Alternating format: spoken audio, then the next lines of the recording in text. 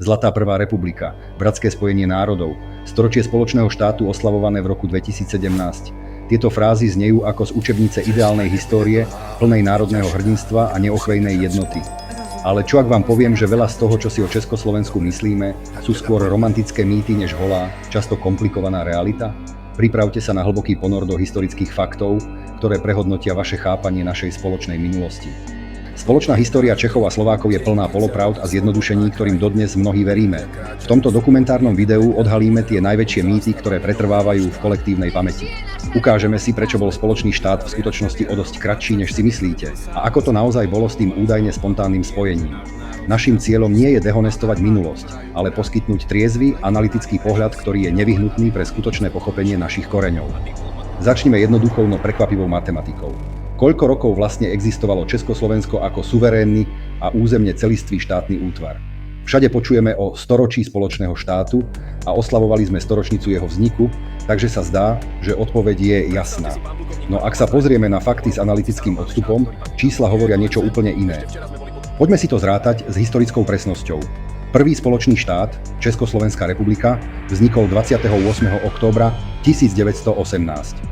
Toto obdobie, známe ako Prvá republika, trvalo necelých 20 rokov, konkrétne do Mníchovskej dohody v septembri roku 1938. Táto dohoda znamenala nielen stratu rozsiahlych území, ale aj faktický koniec suverenity a integrity štátu. Nasledovala krátka, asi polročná epizóda tzv. Druhej republiky, ktorá bola už len tieňom pôvodného štátu pod silným tlakom nacistického Nemecka. V marci 1939 sa definitívne rozpadla. Vznikol protektorát Čechy a Morava a samostatný slovenský štát. Tým sa existencia spoločného štátu na 6 rokov prerušila, a to nielen formálne, ale aj reálne, s dvoma odlišnými politickými režimami a medzinárodným postavením. Obnovenie Československa prišlo až po druhej svetovej vojne, v máji 1945, ako tzv. Tretia republika. Od tohto momentu až do pokojného rozdelenia 31. decembra 1992 ubehlo ďalších 47,5 roka. Keď to teda spočítame, zhruba 20,5 roka pred vojnou a 47,5 po nej, dostaneme sa k výsledku približne 68 rokov. Áno, počujete dobre. Reálne, ako fungujúci, suverénny a územne celistvý štátny útvar na mape Európy, existovalo Československo len 68 rokov. Prečo sa teda tak často hovorí o storočí spoločného štátu? Tento pojem sa skôr vzťahuje na širšiu československú epochu, ktorá sa začala v roku 1918 a ktorej dôsledky a dedičstvo cítime dodnes. Je to príbeh, ktorý zahŕňa aj vojnovú prestávku ako súčasť jedného historického oblúka, zdôrazňujúc kontinuitu myšlienky štátu, nie jeho nepretržitú existenciu. Ale ak chceme byť presní a historicky korektní, spoločný štát existoval o celú jednu generáciu menej, než si bežne myslíme. A to je prvý, často prehliadaný, no zásadný mýtus, ktorý formuje naše vnímanie minulosti. Druhý mýtus je ešte romantickejší a hlboko zakorenený v národných naratívoch. Predstava, že vznik Československa bol akýmsi masovým povstaním vôle oboch národov, ktoré sa po stáročiach útlaku s nadšením rozhodli spojiť. Táto idealizovaná verzia histórie je síce povznášajúca, no realita bola, ako to už býva, oveľa zložitejšia, pragmatickejšia a hlavne politickejšia. Kľúčovú rolu v procese vzniku štátu zohral exilový odboj na čele s Tomášom Garriguom Masarykom, Edvardom Benešom a Milanom Rastislavom Štefánikom. Boli to práve oni, kto roky neúnavne loboval u víťazných mocností dohody a diplomaticky pripravoval pôdu pre vznik nového štátu. Ich práca v zahraničí, často v extrémne náročných podmienkach, bola absolútne nevyhnutná. Bez ich strategického myslenia, presvedčivých argumentov a neúnavnej diplomacie by sa myšlienka samostatného štátu nikdy nestala realitou. A ako to bolo doma, najmä na Slovensku? Predstava, že každý roľník v odľahlej dedine na konci vyčerpávajúcej prvej svetovej vojny netrpezlivo čakal na spoločný štát s Čechmi, je, povedzme si na rovinu, trochu naivná. Pre bežného človeka, ktorý bol primárne zaujatý prežitím a každodennými starosťami, bol koncept československého národa niečo úplne nové a abstraktné. Informácie sa šírili pomaly a mnohí sa o vzniku nového štátu dozvedeli až po týždňoch, často prostredníctvom úradných vyhlášok alebo ústneho podania. Často sa spomína Martinská deklarácia z 30. októbra 1918 ako nespochybniteľný dôkaz vôle Slovákov. Na zhromaždení v Martine sa vtedy zišlo zhruba 200 predstaviteľov slovenskej politickej, kultúrnej a intelektuálnej elity. Títo muži sa prihlásili k spoločnému štátu s českým národom. Bol to nesmierne odvážny a dôležitý krok, ktorý mal obrovský symbolický a politický význam. Ale musíme si uvedomiť dve kľúčové veci. Poprvé, účastníci v Martine ešte ani len netušili, že v Prahe bol už 2 dní predtým, 28. októbra, vyhlásený Československý štát. Ich deklarácia bola teda skôr potvrdením už prebiehajúcich udalostí, než ich iniciovaním. A po druhé, týchto 200 ľudí, hoci boli morálnou a intelektuálnou elitou národa, predstavovalo len zlomok populácie. Nebolo to referendum ani celonárodné hlasovanie. Bol to akt politickej reprezentácie, ktorá konala v mene národa, ale bez jeho priameho mandátu v čase, keď takýto mandát ani nebolo možné získať. A netreba zabúdať, že nová republika sa musela aj vojensky presadiť. A to nielen na Slovensku proti maďarským silám, ktoré si nárokovali územie, ale aj v českých pohraničných oblastiach. Tam nemecké obyvateľstvo vyhlásilo vlastné provincie a odmietlo byť súčasťou nového štátu. Tieto územia musela armáda obsadiť silou. Vznik štátu teda nebol len spontánny výbuch radosti a jednomyselnej vôle, ale predovšetkým výsledok geniálnej diplomacie, strategického rozhodnutia úzkej skupiny elít a následného vojenského zabezpečenia územia. Bol to skôr politický projekt, ktorý sa postupne snažil získať podporu obyvateľstva. Dostávame sa k mýtu, ktorý formuje náš pohľad na minulosť asi najviac a je hlboko zakorenený v kolektívnej nostalgii. Je to predstava Prvej republiky ako zlatej éry, obdobia elegancie, kultúrneho rozkvetu, hospodárskeho úspechu a demokratických hodnôt. Obrazy elegantných pánov, jazzových klubov, prosperujúcich podnikov ako Baťa a osvieteného prezidenta Masaryka sú neoddeliteľnou súčasťou tohto naratívu. A v mnohom je to pravda. Československá republika bola skutočne ostrovom demokracie v mori autoritárskych režimov, ktoré sa šírili Európou. Pre Slovákov znamenala obrovský kultúrny a vzdelanostný rozmach, oslobodenie od maďarizácie a prístup k modernému vzdelávaniu. To všetko sú nespochybniteľné fakty. Ale idealizovať si to a zatvárať oči pred obrovskými problémami a nerovnosťami? To by bola zásadná chyba, ktorá by skresľovala historickú realitu. Prvá republika nebola rajom pre všetkých jej obyvateľov. Jedným z najväčších problémov, ktorý pretrvával počas celého jej trvania, boli priepastné ekonomické a sociálne rozdiely medzi českými krajinami a Slovenskom. České krajiny zdedili po Rakúsko-Uhorskú väčšinu priemyslu, rozvinutú infraštruktúru a vyššiu životnú úroveň. Slovensko bolo naopak prevažne agrárnou, chudobnou krajinou s masovým vysťahovalectvom, vysokou negramotnosťou a zaostalou infraštruktúrou. Tieto rozdiely vytvárali napätie a pocit, že Slovensko je len akousi agrárnou kolóniou Prahy, zdrojom surovín a lacnej pracovnej sily. Hoci sa investovalo do rozvoja Slovenska, tempo bolo pomalé a pocit zaostávania pretrvával. To viedlo k frustrácii a posilňovalo volanie po väčšej autonómii. Druhým obrovským problémom, ktorý sa často v nostalgických spomienkach prehliada, boli národnostné menšiny. Často zabúdame, že Česi a Slováci tvorili v spoločnom štáte len asi 2/3 obyvateľstva. V republike žilo viac ako 3 milióny Nemcov, čo bolo viac než Slovákov, a takmer 700 000 Maďarov, ako aj Rusíni, Poliaci a Židia. Tieto menšiny sa s novým štátom nikdy úplne nestotožnili, mnohé z nich sa cítili diskriminované a ich lojalita bola spochybňovaná. S nástupom Adolfa Hitlera k moci v Nemecku sa nemecká menšina, najmä prostredníctvom Sudetonemeckej strany, stala časovanou bombou, ktorá bola zneužitá na rozbitie republiky. A napokon ani vzťahy medzi Čechmi a Slovákmi neboli vždy idylické, ako to často prezentuje romantická optika.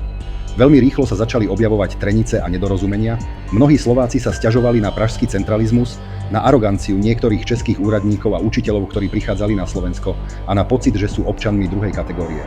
Hoci príchod českých odborníkov bol nevyhnutný pre budovanie štátnej správy a školstva na Slovensku, ich prístup niekedy vytváral dojem paternalizmu.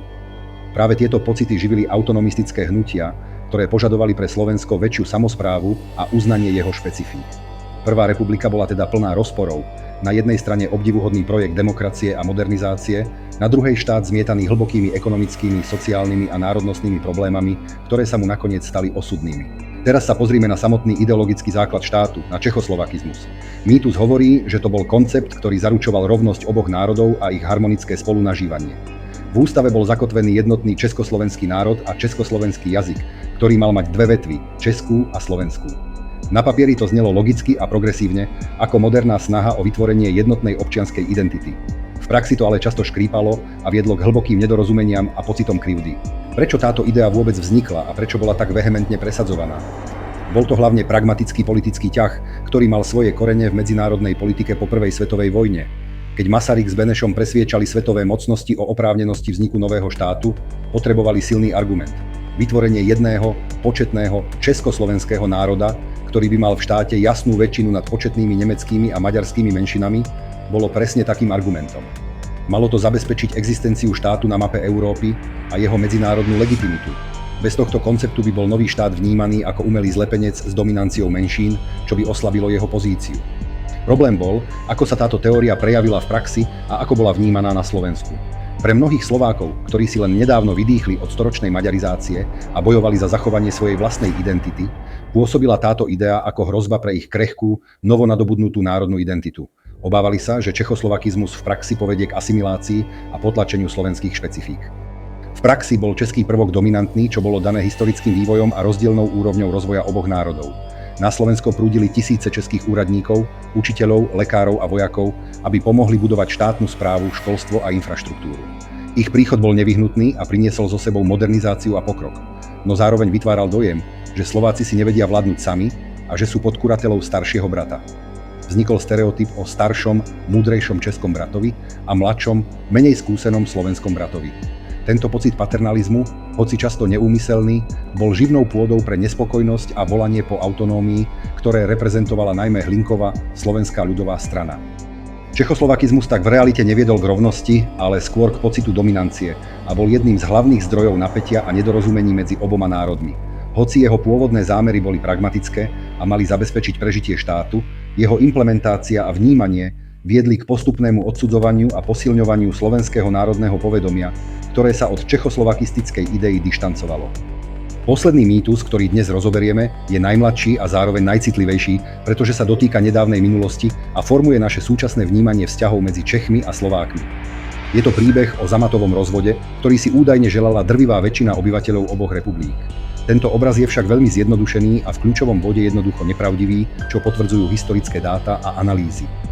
Poďme na dáta, ktoré sú v tomto prípade kľúčové. Prieskumy verejnej mienky z rokov 1991 a 1992, ktoré boli vykonávané renomovanými inštitúciami, konzistentne ukazovali, že ani v Česku, ani na Slovensku nebola väčšina ľudí za úplné rozdelenie štátu.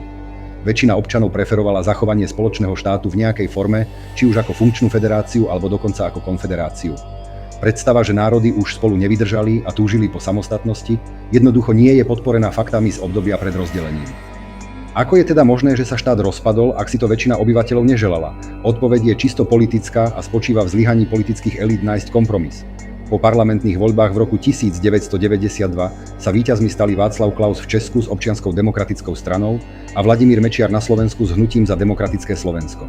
Ich politické programy a predstavy o budúcnosti spoločného štátu boli diametrálne odlišné a nezlučiteľné. Václav Klaus presadzoval buď funkčnú, centralizovanú federáciu s jasnými kompetenciami, alebo úplné rozdelenie. Odmietal akékoľvek medzistupne ako konfederáciu, ktorú považoval za nefunkčnú. Vladimír Mečiar zase požadoval veľmi voľnú konfederáciu, ktorá by Slovensku zabezpečila samostatnú stoličku v Európe a medzinárodné uznanie, pričom by si zachovalo určité väzby s Českom. Jeho cieľom bola suverenita Slovenska. Ich predstavy boli tak nezlučiteľné, že namiesto hľadania kompromisu, ktorý by odrážal vôľu väčšiny občanov, zvolili najjednoduchšie a najrýchlejšie riešenie – rozdelenie. Rozhodnutie padlo za zatvorenými dverami, najmä počas rokovaní vo vile Tugendhat v Brne. A čo je najdôležitejšie a z hľadiska demokratických princípov najproblematickejšie, stalo sa tak bez referenda. Občania nikdy nedostali šancu priamo sa vyjadriť k tak zásadnej otázke, akou je zánik štátu. Rozpad Československa teda nebol nevyhnutný dôsledok neprekonateľných národnostných sporov alebo masovej túžby po samostatnosti. Bol to výsledok politického rozhodnutia dvoch lídrov, ktorí neboli schopní alebo ochotní nájsť spoločnú reč a kompromisné riešenie, ktoré by rešpektovalo preferencie väčšiny obyvateľstva. Tento mýtus o vôli ľudu slúži skôr na legitimizáciu politického rozhodnutia ex post, než aby odrážal skutočnú historickú situáciu. Tak a sme na konci našej cesty za odhaľovaním mýtov. Dnes sme si ukázali, že spoločný štát trval reálne len 68 rokov, jeho vznik nebol spontánnym aktom jednomyselnej vôle ľudu, Prvá republika nebola idylkou pre všetkých, čechoslovakizmus v praxi neznamenal rovnosť a rozdelenie štátu si väčšina ľudí neželala. Tieto fakty nám ponúkajú oveľa komplexnejší a nuansovanejší obraz našej spoločnej minulosti. Cieľom tohto historického a analytického pohľadu nie je búrať pomníky našej spoločnej minulosti alebo spochybňovať význam Československa. Práve naopak, keď sa zbavíme romantických mýtov a príjmeme zložitosť histórie, môžeme našu minulosť oveľa lepšie pochopiť a poučiť sa z nej. Len triezvy a kritický pohľad na zložitú minulosť nám umožňuje lepšie si vážiť nadštandardné vzťahy, ktoré medzi Čechmi a Slovákmi panujú dodnes, a budovať ich na pevných základoch vzájomného rešpektu a porozumenia. Ktorý z týchto mýtov najviac prekvapil vás? Ak sa vám toto edukatívne video páčilo a ocenili ste hĺbku historickej analýzy, nezabudnite nám dať odber a kliknúť na zvonček, aby vám neušlo nič nové z našej produkcie. Ďakujeme za vašu pozornosť a vidíme sa na budúce pri ďalšom odhaľovaní historických tajomstiev. Čaute.